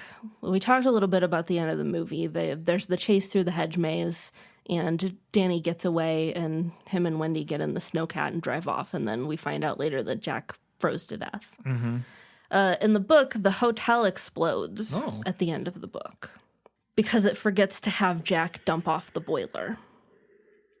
So something that the movie dropped was the importance of the boiler. It's a recurring symbol throughout the book, this like throbbing pent-up heart of the Overlook Hotel. And in its mad quest to obtain Danny and his powers, the hotel is its own undoing. See, you say that, that's interesting. That's not the hotel's mad quest to obtain Danny. It's not something I would get from the movie. No, not at all. No. Which, yeah, it's just a different story they're telling there. That's interesting, though. And my last note here, I liked the more obvious supernatural evil in the book. The Overlook is a liminal space, which is something that interests me. It's all times are the same time. Personally, I just find that interesting. Yeah. I think the movie's more ambiguous take could have been equally interesting to me, but again, I felt like they kind of half-assed it in the end by like suddenly having Wendy see a bunch of random spooky stuff. Yeah. And the skeletons, the cobwebby skeletons, were really like, there was like cheap Halloween decor. And I'm going back to that. I do want to say that I think it could have been interesting because I think I talked about Danny seeing things and how that sort of maybe kind of ruins the idea that this is all Jack's projection. But the fact that Danny is psychic maybe actually does make that works still as an ambiguous thing is that maybe Danny is seeing Jack's projections. Yeah. Because he is psychic versus Wendy. You know, we have no implication that Wendy's psychic. And now the little girls doesn't really make a lot of sense because I don't know how that ties in with Danny versus like the bartender and stuff and other people maybe makes more sense. But I don't know if the girls make a lot of sense. But I could at least argue that I could see that, you know, him being psychic, he's actually feeling his dad's sort of turmoil and sensing that and seeing, and that's the stuff he's seeing. And yeah, I think it does, when Wendy sees it, makes it a little less ambiguous. It's like, nope, actually just, which I think it still works in its own way. It's just not what I would have done. All right, let's go ahead and talk about what was better in the movie. My life has taught me one lesson, Hugo, and not the one I thought it would. Happy endings only happen in the movies. So I like the tidal wave of gushing blood from the elevator. It's one of the iconic images from this movie. In the book, there is a wall in the presidential suite that like seeps blood because someone was murdered there once upon a time. But I think the tidal wave of gushing blood is a good visual. Yeah. I don't know if it's like necessarily a better or worse, but I do applaud the movie's choice to do something with creepy murdered girls. Yeah. Like they're mentioned in the book, but they never appear. Like King just kind of drops that. Yeah. So, and then having Jack echo the girls forever and ever and ever, I thought was a good touch on the part of the movie. I also like all work and no play makes Jack a dull boy. I thought the part where he smashes the bathroom door down was pretty good. I thought his performance overall was good. Yeah. I think in some senses he's just like being Jack Nicholson. Yeah. And there are moments... It's fun to watch. It is fun to watch. There are also moments like at the bar and stuff where it feels... Maybe it's one of those instances where this type of thing has been done so many times since then that it feels a little like cliche, like a little trite or something, like where he's doing the like the over the top, like talking to himself and like like it feels like it feels a little bit like you're watching a bad drama student doing a monologue, but maybe it's because you've seen enough bad students do Jack Nicholson monologues that it has ruined it to some, you know what I mean? So there was that a little bit where there's times where he's doing his whole thing where it feels a little like. And the other thing about having the retrospective is that it almost also feels like we're watching him audition to be the Joker. Yeah. Because I guess this is just a few like years before the Joker. Like the grinning and like the big gestures and he does feel a little bit like, it's funny, he does feel a little bit like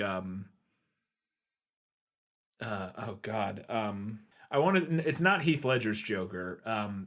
There's a character that, is it from a Batman? I'm blanking on it. There's some character that this performance feels like from a movie later on. A lot of them, honestly. And I think that is what kind of, it's one of those things like, it's like when you watch The Matrix now and you like see the bullet time and stuff, you're like, meh.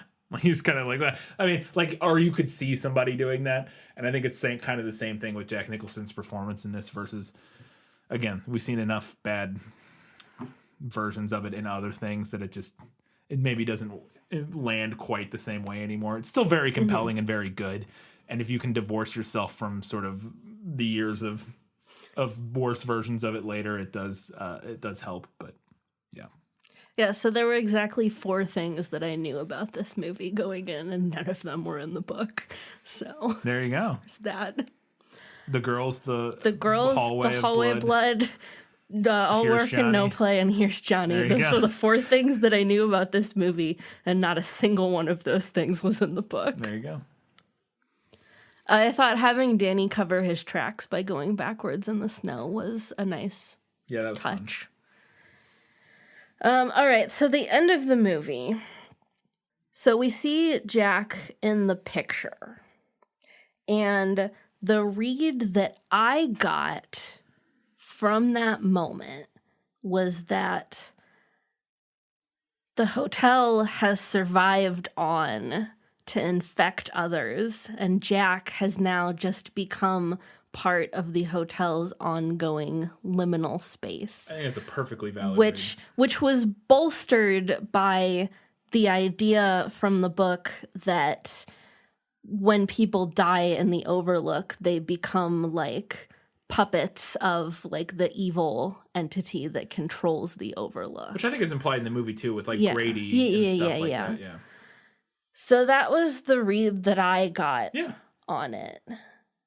And then apparently there's another read on it that's like he's like a lost soul that belongs at the hotel, returning to the hotel, which is not the read that I got. It's intentionally ambiguous to let you kind of do whatever you want with it. Like, that's the point.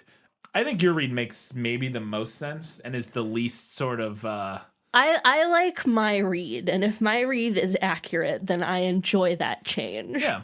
I think it makes the most sense. I think it requires the least, like, leaps in, like, sort of filling internal in holes. logic. Yeah, internal logic. I think yeah. it makes the most sense with from what we know in the movie, and especially with what we know from the book. Mm-hmm. I think that definitely, since in the book it sounds like the hotel is a described and reads as sort of animate, like motivated force of nature of its own kind of some thing. kind of evil force that's like, it's like a collector, right? And that's why it wants Danny, because he has all of this like supernatural power already. So it's like, the things I could do. So that and so we don't really get that in the movie. Like they don't really, at least it doesn't read exactly like that.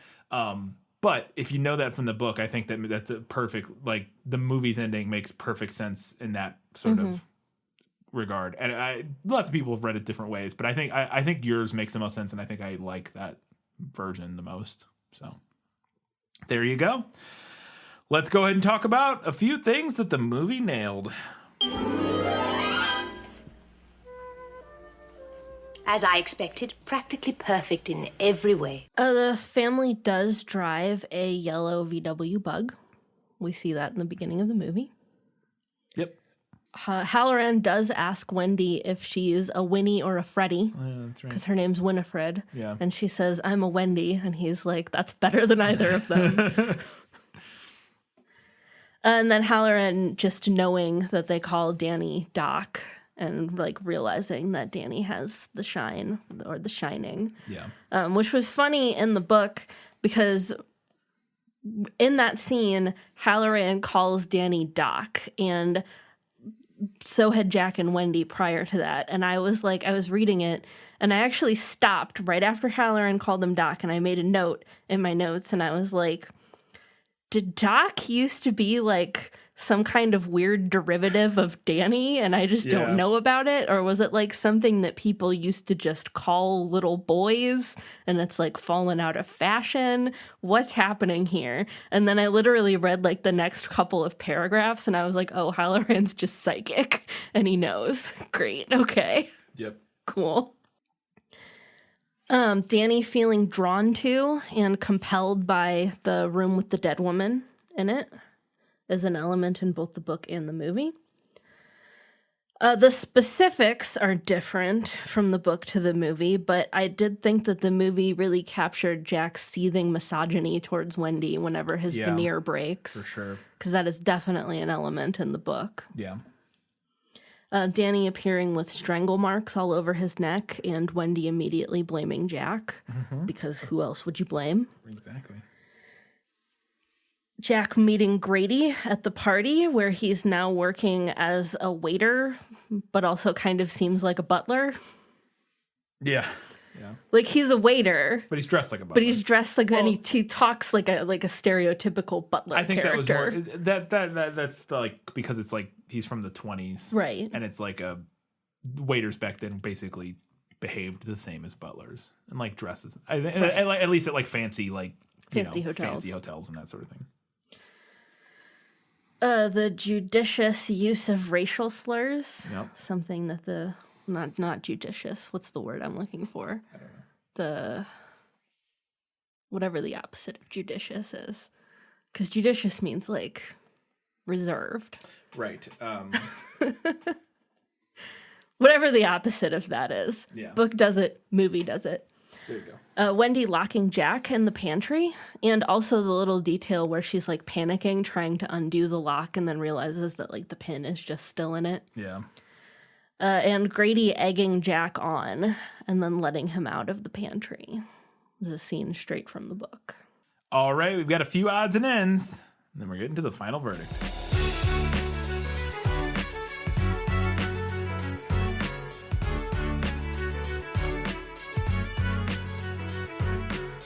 So I remembered the opening of this movie, the synth music at the beginning, but we both remarked about the opening, and it's very iconic opening music, but I didn't remember the like weird ghostly wailing over the opening theme. And I feel like it sort of takes away from how creepy the opening song is. I don't know, it felt a little...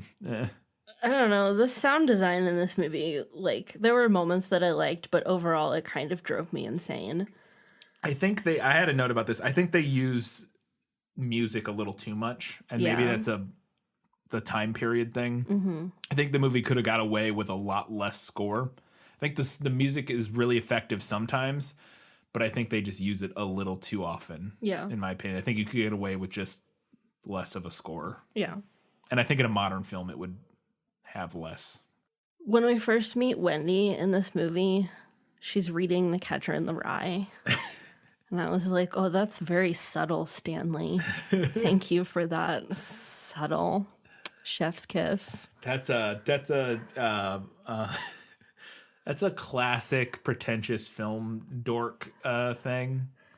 Catcher in the Rye is just a classic pretentious male thing. Right, but I mean putting somebody reading a relevant book in your movie is a very pretentious... I don't even know if very pretentious is the right word, but a very common pretentious film, like I'm a director thing. Like, look at me be a director. Like, that's interesting about that is that, yes, it is a classic, like, pretentious, I'm a director, I'm an auteur thing. But it's also a classic hallmark of the teen genre. Yeah. Yeah, that is true. Yeah, we talked about it in Twilight. Yeah. She's reading She's where you're reading the character's reading the relevant book. That book that is the story that is happening, yeah. Catcher in the Rye. Die in a fire. I actually really love the sound design other than the score in this. One of the moments that I thought was really well done is that during the discussion with the doctor, it's this very awkward, tense discussion where you can tell that Wendy is dancing around and excusing all this behavior from Jack. And during this scene, and I'm sure it's intentional. Stanley Kubrick is not new at this point. This isn't like a mistake of like a young filmmaker or something. That the room tone, the background noise, the hiss of the background noise, which is called room tone, in this scene is cranked way high. Like you can hear it way higher than you normally would during any other scene. And I think it's intentional, and I think it adds to the sort of awkward. To make us uncomfortable. It makes you uncomfortable, and I think it's very well handled in that moment. And there's lots of little details of the sound design like that. I talked about it earlier with the big wheel, and there are other elements throughout the movie that I think are really effective sound design. Mm-hmm. Apart from I think that it's just overly scored, but I really like the sound design in this movie. I don't actually have a lot of notes here because we already talked about. We did talk about a lot of this already. One thing that I did notice is that I was like, geez, how many cigarettes would these people have had to take with them to be snowed in all winter? Because Wendy is like almost always smoking a cigarette. I mean, it's the late 70s, early 80s. Yeah. Everybody's always smoking. Yeah. And like girls under stress, like I get it. But like how many cartons do you think? Oh boy. Just like all their so many is just right? It's just cigarettes. No. I think there was an interesting dichotomy in this movie is that to me, it feels like a main message of this movie, at least early on, and I think it's not completely sort of undercut by the end of the movie, is that this movie is very much a discussion and a an exploration of abusive relationships and how they can kind of hide in plain sight. The very obvious on the nose discussion between Wendy and the doctor, setting up Jack's sort of abusive past, and to me, on this viewing of the movie, Jack is absolutely and obviously the antagonist of the movie. Like, he's the villain of the movie. I mean, the hotel to some extent, but like, Wendy's the protagonist and he's the antagonist. And I thought that was really interesting. But there's also this interesting dichotomy of what we talked about in the prequel of, so you're making this movie exploring the and discussing abusive relationships and how they can hide in plain sight, and you're doing that by abusing the female lead in your movie to get her into the headspace of an abused spouse. And there's some grand irony there that is, it's something else. And I thought that was very interesting when it's very clear that the message of the movie is sort of not obviously anti-abuse, but like, it's sort of very sort of subtly discusses some of the nuances of abusive relationships. And it's like, but bro, you like, I just thought this is very, very interesting. I only have one note left, so I don't know if you want to. Yeah, go ahead. That's fine. I only have a couple more. Okay. So I mentioned that the book has a more obvious supernatural element throughout than the movie does. But I want to bring up the most unrealistic, obviously imaginary and made up thing that happened in the entire book was that Jack got paid $900 for a short story. $900? What are we even talking about? In the 70s. Yeah. What are we even talking about? I feel like Stephen King was like he didn't understand that he's an outlier. Yeah. Yeah, especially because in this moment, Jack isn't like a renowned writer. No. Like, he's trying to become a writer. Like, it's not, yeah. Yeah. Most of them don't even pay you. Yeah. I hear you. Speaking of the abuse, there's the moment where Wendy, and it's sort of throughout the film, but there's the moment where Wendy tells Danny wants to go get his fire truck or something from the bedroom while Jack is sleeping, and Wendy literally tells him to tiptoe around Jack, and it's like this, again, not subtle sort of messaging about the nature of their relationship and that sort of thing. Speaking again of the sound design, there's the moment, I love the shot of the camera pulling back from the typewriter with the blank pages and the lit cigarette burning in the ashtray, and the whole time you just hear the tennis ball banging against the wall. Oh my God, all I could think about during that scene was like, what if you broke a window? He's throwing it not near a window, but yes. Or like something. That would be bad. There's a lot of breakable things in a hotel. What if you broke something? You can't pay for that. Yeah. And you can't fix it. Yeah. And you now have an open window during the middle of the winter. What are you going to do? It was a tennis ball. It would be hard pressed to break a window. But we see Danny in the Apollo 11 sweater, and I was like, yes, the sweater that spawned 1,000 conspiracy theories. Great. God. Fantastic. Such a... don't watch that documentary. It's fucking... It'll infuriate you. And so I mentioned it earlier, but I wanted to get back to it a little bit. This is my last note here. I actually, upon rewatching this, didn't find Wendy's portrayal in the movie as misogynistic as I remembered it, or as that it had been discussed by Stephen King and others. And I think here's my hot take. I think it's arguably misogynistic to call it misogynistic. Maybe. Here, I want to get into it a little bit. She, throughout the entire film, is a very self-possessed woman who has agency and is doing her absolute best to save herself and Danny in this situation that she is not remotely prepared to handle. Yeah. She screams and flails and is upset and crying, but she's being chased around a hotel by her husband with an axe. And the idea that she should somehow handle this in a way other than how she does, to me, feels arguably maybe misogynistic. I like the idea that to me it feels weird. Her reaction in this movie, while again it's a little one note, and I can see fight here, but here's the thing: I could think the fact that you find her screaming and running about and her flailing like grating or obnoxious is there's some inherent misogyny potentially in that. Yeah. Because to me it's like what do you expect if what do you want her to do? I would do that. Yeah, what do you expect her to do in this situation? And again, she's not a pushover. She immediately defends Danny like on first drop. She doesn't we see her in the beginning sort of, excusing Jack's behavior, but in that moment Jack is trying to be better. Like he is, he has given up drinking and he is trying to be a better person and as far as we know has been better for a while. And so in that moment, yes, it is sort of a classic like abuse victim sort of coping and dealing and that type of thing. But later on, she immediately kind of goes into action mode relative, like she doesn't like she's not a pushover in the end of the movie or in the second half of the movie. She's doing whatever she can to save herself and her kid. Like, I don't know. I found it not really I don't know. I didn't find it as problematic as I think people, I can see on first glance getting that, but I don't know.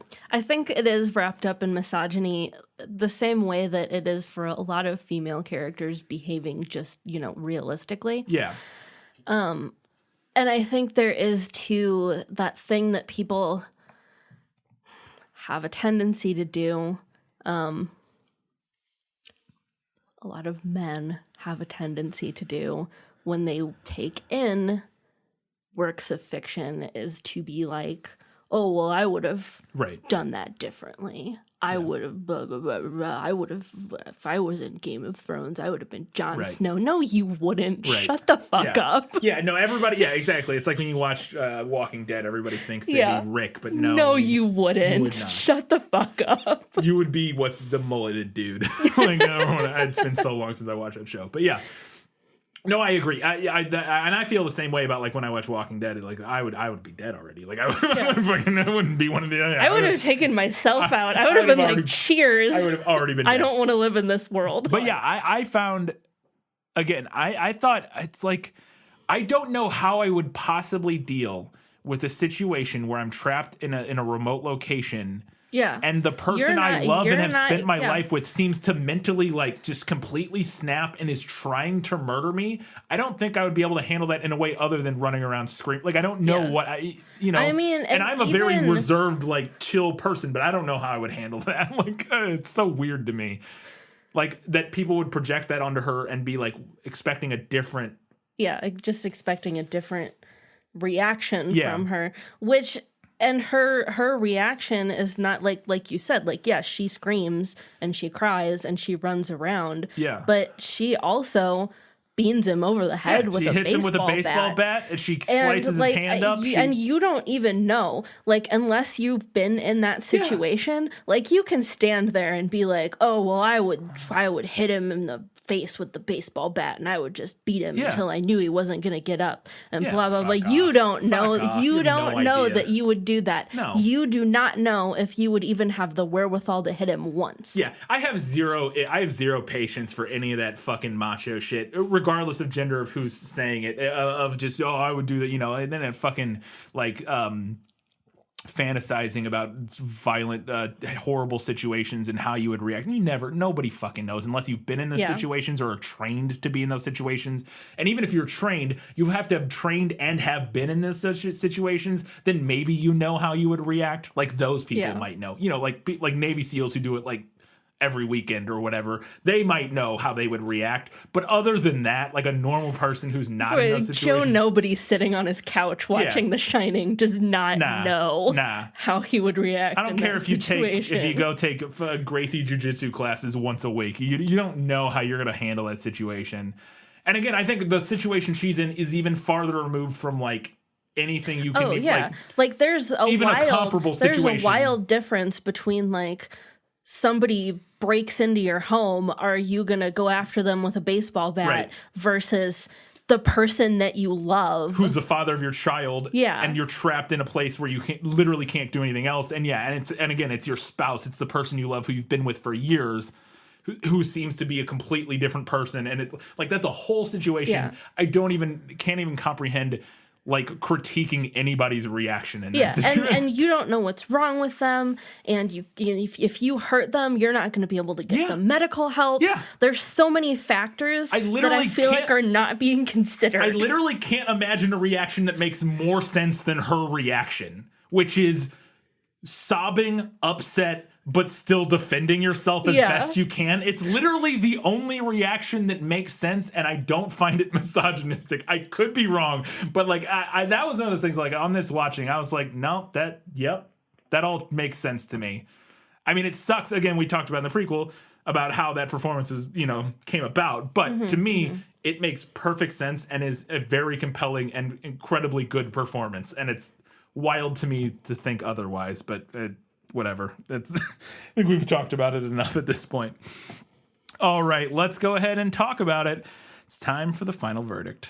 Now, are you ready for your sentence? Sentence? But there must be a verdict first. Sentence first, verdict afterward. I really, really enjoyed this book. It's essentially a gothic horror novel in the vein of Something Evil Lurks in the Big Mansion on the Hill. Yeah. This book was scary. It scared me. I had nightmares while reading this book. Nightmares, plural. There were several nights over the past couple of weeks where I woke myself up and strongly considered waking you up because I had nightmares from reading this book. There's a lot to be said about the filmmaking and the performances in the movie. Some very good, some very bad. Certainly, it's a well-crafted piece of art. That said, I didn't find this movie scary. And now maybe that's because all of the creepiest bits were spoiled for me by pop culture, or maybe it's because I read the book first. Yeah. Who knows? I will argue, too, that I think it's less scary than it is sort of just kind of unsettling. Is kind of more of what it is. It's more of a thrillery, unsettling movie versus a scary quote unquote movie. But yeah, I think it also doesn't help that a lot of it was spoiled. I found the book's world to be incredibly rich. I really liked the deep dive into everyone's backstory, including the hotel, and the way that all of that allowed the supernatural horror to also be about personal horror and familial horror and relationship horror. I get what the movie is doing by hedging back on the overt the hotel is possessed by an evil entity angle. I get it. But like I said, I do think the movie tried to have its cake and eat it too in the end. And to me, it ended up feeling kind of half-assed. If you're going to be ambiguous about whether or not there's actually something supernatural happening, then just do it. Yeah. Just do it. The book isn't perfect. It's dated in some ways. As I mentioned, there are some racial slurs. It is kind of weirdly horny on Maine. There's some misogynistic bits. But overall, I'm going to give it to the book this time because I think the world of the book is better crafted than the world of the movie. And yes, because I did find it scarier. You're more than welcome to disagree on that count. But for me, all I can ask is that the horror media I choose to take in scares me. There you go. All right, that is it for our very spooky 2020 Halloween special. Before we get to what our next thing is going to be, if you could do us a giant favor, head to patreon.com/thisfilmislit. Support us for $2, $5, $15 a month. You get different things at each level. At the highest level, you get priority recommendation status, which is very exciting. In fact, what our next movie is going to be a patron request, which you'll find out here very shortly what that's going to be. But you get that at the $15 level. You get other stuff at the lower levels. Anything you can support us at, we greatly appreciate. If you can't support us, head over to iTunes, Stitcher, wherever you listen to us. Give us a 5-star review, leave it or rating, and leave us a written review. It helps get us, recommended more, that sort of thing in the algorithm. All that kind of good stuff is all great and helpful. If you can't monetarily support us, which we understand and don't mind, you can also follow us on social media: Facebook, Twitter, Instagram, Goodreads. We do polls after each one of the books and movies, where you can leave your comments. You can vote on what you preferred. You can also, even if you haven't read or haven't seen both of the, if you haven't done both, that's fine. You can still vote. But more importantly, we like if you leave us a comment, tell us which one you preferred, why you preferred it, what you liked about the movie, what you liked about the book. Because we read all of those comments in our prequel episodes in between main episodes. So go ahead and do that on all of our social media, and we'd really appreciate it. Katie, what's next? Up next, we have an Academy Award patron request from our patron Gray Hightower, and we will be talking about fried green tomatoes. Oh, I think I read that when I was younger. I've never read the book. I actually didn't know it was a book until this patron messaged me. I've seen the movie. I don't think I've seen the movie. I think I read the book in like middle school or high school or something. Yeah.